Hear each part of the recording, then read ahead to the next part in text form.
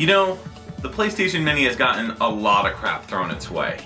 And I mean, concept-wise, it's not a bad deal. I mean, you're getting a pretty hefty amount of games for $100. And while there are problems with the system, there's a lot of issues with the fact, well, the main fact is that you know, a lot of the games are in 50 hertz when they should be in 60 hertz, so that slows down the games, which, why do that? But anyways, there's a lot of hate going around for the system, and by all means, I get it, I understand, and I'm not one to tell somebody else what to do with their money. If people want to buy it, great. If people don't want to buy it, whatever. But the reason I'm here is not to bitch about the system, but instead what I'd like to do is go through the list of the games that I would have recommended that they use. And I was planning on doing this video a while back. In fact, I had made the list. I started the video, but I never ended up finishing it. So today, what we're going to do is we're going to go through a list of 15 games that I personally would have loved to see them pick for the remaining 15 games that they didn't pick for the PlayStation Mini. So they announced 5, and then they waited, so this is my list of 15 games that I think should have been on the system. So we're going to start with number 15, Chocobo Racing. So Chocobo Racing is a fantastic little title. It's an offshoot side sort of thing from the main Final Fantasy series, and you've got the Chocobo, Mog, Chubby Chocobo, the White Mage, the Black Mage, you know, a bunch of different characters that you could pick from, including some secret characters like Cloud and Squall and Mumba from Final Fantasy VIII. So lots of really cool stuff in this game. It's a fast-paced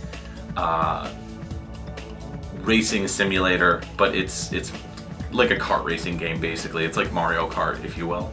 So it's not really a simulator, but it's a lot of fun. I remember playing this game so much back in the day when it came out, and just completely falling in love with the game, and I really loved playing it with friends. I love the magic system where you can level up your magic and everything, so that is Chocobo Racing. The next game on my list would be Mega Man Legends. I don't have any personal nostalgia for this game, but I can appreciate a game that tried something different, and I've always wanted to check out the series and get a little bit more into it. So Mega Man Legends was definitely a game that I hadn't played back in the day, but it's the story of, I believe it's Rock Volnut and his, I don't know, sister slash love interest, who's played by Roll Casket. And then you've got this, like, the grandpa figure who I think is her father or grandfather or something like that. And then you've got this little monkey dude, Data, who does the dance, monkey dance. And it's a action game. You play it from behind the character, so you're playing from behind Mega Man as he's kind of running around this 3D environment. And the controls are a little clunky in my opinion. I have sat down and like played it a little bit, and I didn't really like the controls. I think that's one of the reasons why I never like explored beyond just like the initial, you know, checking out of the game. So that's Mega Man Legends in a nutshell. So the next game is Tomba.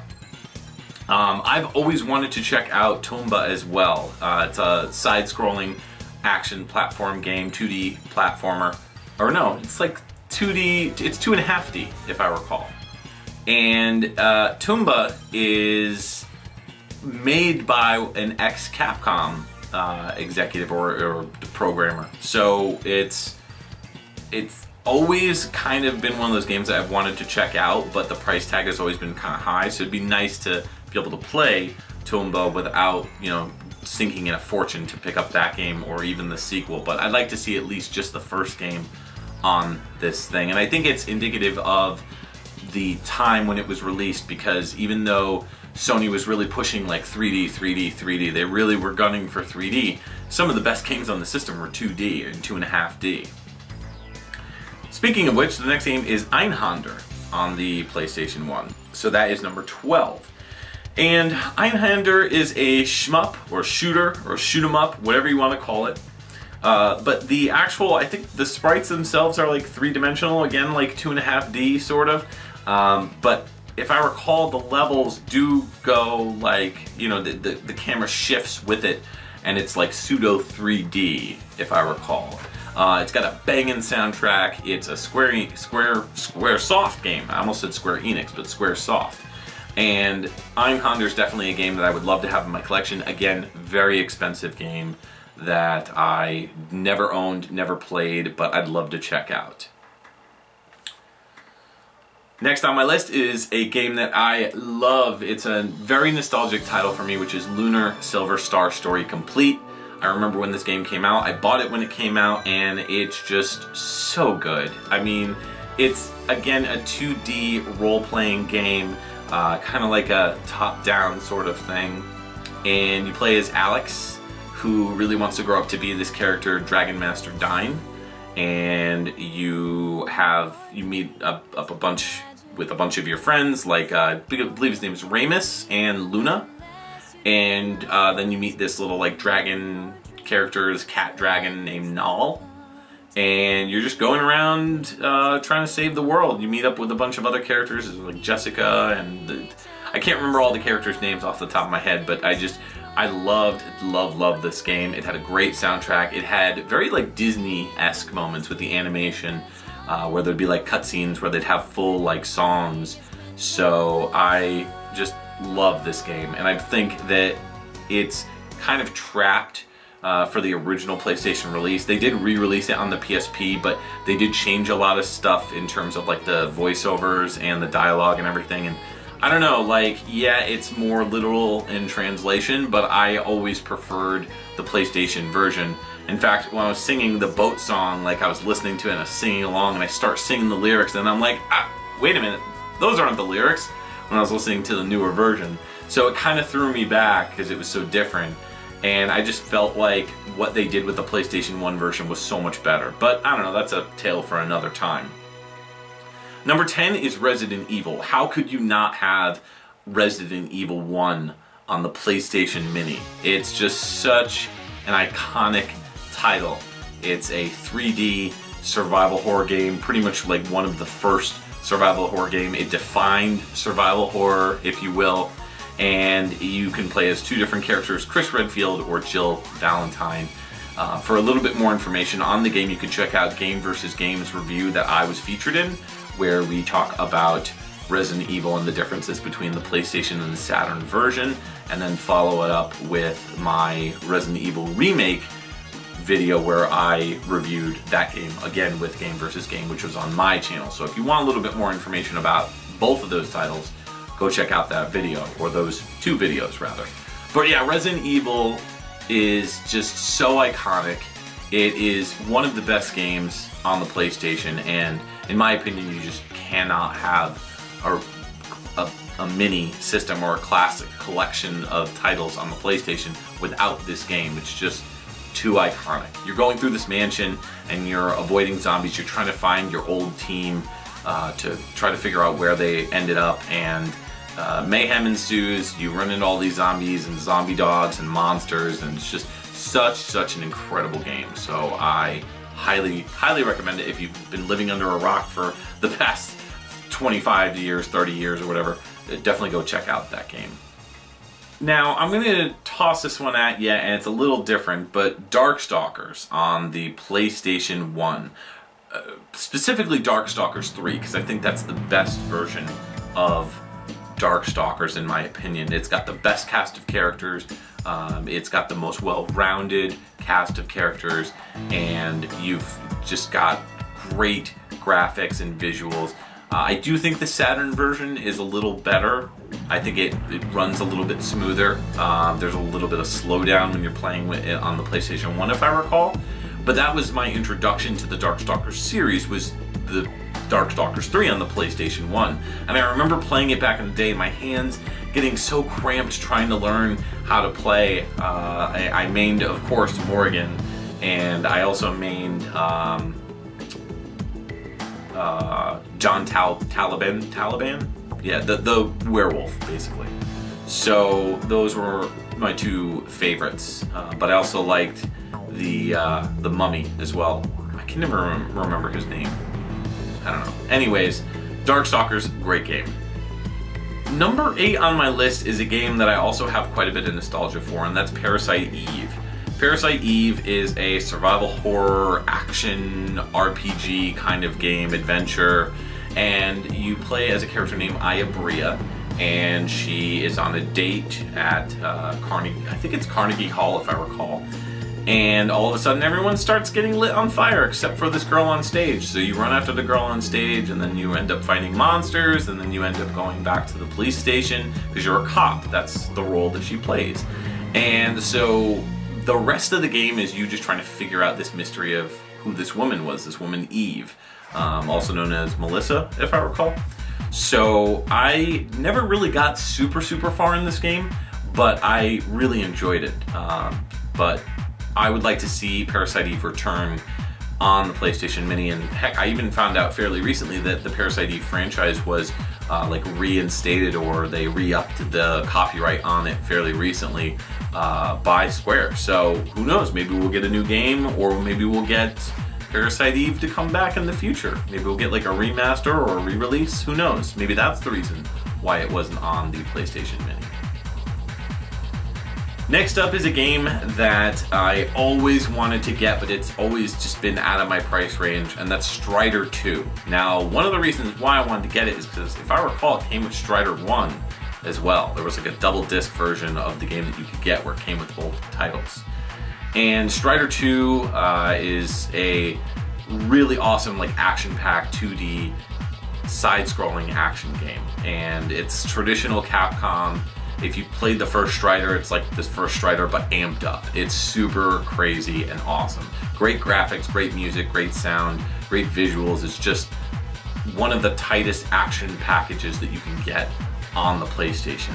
And I know that based on the fact that even without playing it, I had read so much information about the game that it's been on my must-have list for a very long time, and I just haven't acquired it. So one of these days I'll get my hands on Strider 2. Unfortunately not on the PlayStation Mini, but what can you do? Now this game, Trap Gunner, is our number 6 title. And Trap Gunner is a really unique, fun little title. You can play as different characters, and you're going around this map. It's kind of like a pseudo top-down, like, not quite isometric, but it's like top-down sort of, and you're running around this map, and you can basically lay bombs, and you can like push the bombs. It's a little bit like Bomberman, kind of, sort of, but the whole point of the game is to like kill or trap your opponents. And so it's awesome multiplayer. I've played it in multiplayer before, and it's a lot of fun. It's got a pretty nifty like pseudo story mode where you can, play as the different characters and everything. So it's a really fun, like, arcade-based title. So Trap Gunner by Atlas is a lot of fun, and I would strongly recommend it to anyone who's looking for like a really obscure North American release for the PlayStation 1. Now, you know how on the Super NES Mini they released Star Fox 2, which was a game that never came out, period. Well, my suggestion, if Sony really wanted to knock it out of the park, is to commission the ability for this next game to come out. And that is Adventures of Little Ralph, which is on the PlayStation 1. It's an import exclusive. You could only get it in Japan.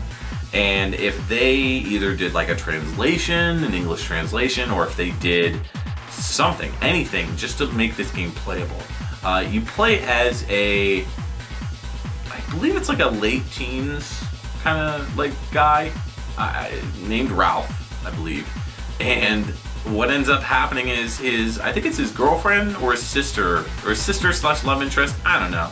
Again, I can't remember off the top of my head because I am doing this off the cuff. But what ends up happening is he gets shrunk down into a kid, like a little kid. So it's Ralph's, mission, or his adventure, if you will, to try to get back to normal size, but also rescue his sister / love interest.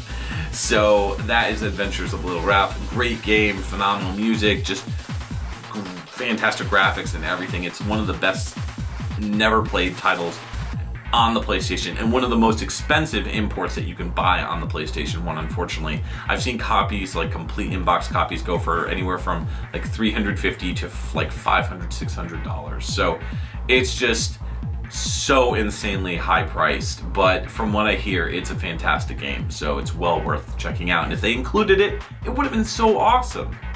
Number 4 on my list is Parappa the Rapper. I love me some Parappa, especially the sequel, but this first game really deserves a re-release now on this system, especially since the time is right.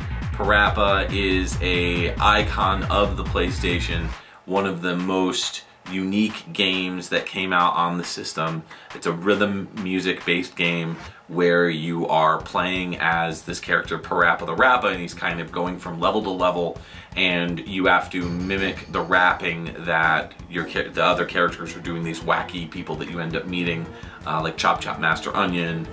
And so what you have to do is they'll say something and then you have to repeat it by pressing the buttons based on what it is. So if it's like, you know, cut the lettuce, then you have to press the buttons, you know, that show up, like, you know, triangle circle or triangle square or whatever. So that is Parappa. It's just so fun and goofy, and the music is phenomenal. It's really good. It's a lot of fun to listen to, and it's one of those soundtracks that, you know, you'll be in the car, it'll come on, and you'll just be bopping your head, you know, singing along with it, rapping along. So that is a game that just, it's so iconic to this system, it really should be on there. Next up, how could you not have, again, a PlayStation Mini without Crash Bandicoot? The number 3 entry is what I would recommend, is have the very first original Crash Bandicoot. I know that they just re-released all the games completely remade and redone, but still I think that it's worth having the original Crash in its, you know, cruddy 3D, you know, polygonal glory, low poly count glory. So it's a game where you are playing as Crash Bandicoot and you are trying to rescue your lady love Tawna from Tawna Bandicoot from the evil Dr. Neo Cortex, I believe. That's his name? Yeah. So Crash Bandicoot's a lot of fun. Most levels you are playing from behind, so you are looking kind of like Mega Man, but the camera's a little bit up more. And you're going through collecting these, I think they're called Wumpa fruits, smashing up boxes, jumping on enemies, and collecting 1-ups and all that sort of stuff. The game's got quite a challenge, and it's super fun. It's one of the games that was like a big time seller on the PlayStation, and it really deserves to be on there. This next game, a lot of people haven't heard of, but or they've heard of it and they're like, what is that? Valkyrie Profile is my number 2 selection. Now, Valkyrie Profile is a super depressing JRPG, but it's kind of like more like an action RPG than just a straightforward JRPG. You play as this character named Lenneth, and I don't want to give too much away, but the intro is super depressing. That's all I'm going to say about it. And you end up Lenneth becomes this Valkyrie. And Valkyrie's whole mission is to raise a bunch of warriors from regular everyday people and create these warriors who will, you know, battle the forces of evil. So you have, I think it's 72 hours to complete the game. I think there's like a countdown clock in the game itself, kind of like Zelda Majora's Mask, but unlike Majora's Mask, I don't think you can change the clock. So it's like once you use this amount of time, that's it, you're done.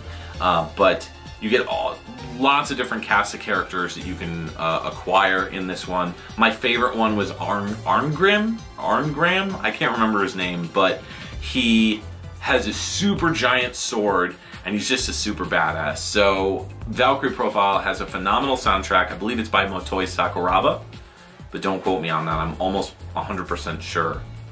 Almost. And it's just such a great game. I believe it's developed by Tri-Ace, and it was published by Enix originally, but now, of course, Square Enix owns the rights to it. So, yeah, Valkyrie Profile is like one of the most underappreciated games of the PlayStation 1 era. I know there's some games I didn't mention, like Vagrant Story, but I wanted to focus on games that I've either always wanted to play that I would have loved to have on this collection, or games that are super nostalgic for me. And this game that I'm about to talk about is the most nostalgic for me. It's pretty much the reason why I bought the system. And that is, of course, Castlevania Symphony of the Night. That is my #1 most requested game. And yeah, I have the original PlayStation 1 game, but to have it on the go like that, where you just walk around, plug in your PlayStation if you go to like a hotel, or if you're driving around the car and it's got HDMI, or however you want to do it. Castlevania Symphony of the Night is one of the best games ever made, and it's a game where you play as Alucard, Dracula's son, and he's basically trying to stop his father from, destroying the world. And it's just such a phenomenal game. I mean, between the map, the music, the graphics, everything is gorgeous and lush. It's just like perfect 2D graphics on this game. It's an action platformer just like all the other Castlevania games, but the difference with this one, this is the one that started the whole Metroidvania craze, where you can basically explore a whole non-linear map and one specific location like a castle. And you could level up, you can wear different capes and different outfits, like different, cape colors and everything, and they all do different things. You can get familiars and spells and all different sorts of things. And it's a great game, great story, and great music, and great gameplay, and everything about it is great. Great! So that's my list. That's the 15 games that I would have loved to see. What do you think of my list? Do you think it's off my rock? Like, am I off my rock, or do you think that the games that I've chosen, and you're like, dude, really? Like, come on. Like, why that game? So what's your list? What are the 15 other games that you would have liked to see them announce instead of the ones that they picked? Now, if you've already made a video where you did your own 15, leave a link to that so that way I can see your list. That's going to do it for me, guys. Thanks so much for watching. If you did like this video, subscribe. And that's it. That's all I got to say.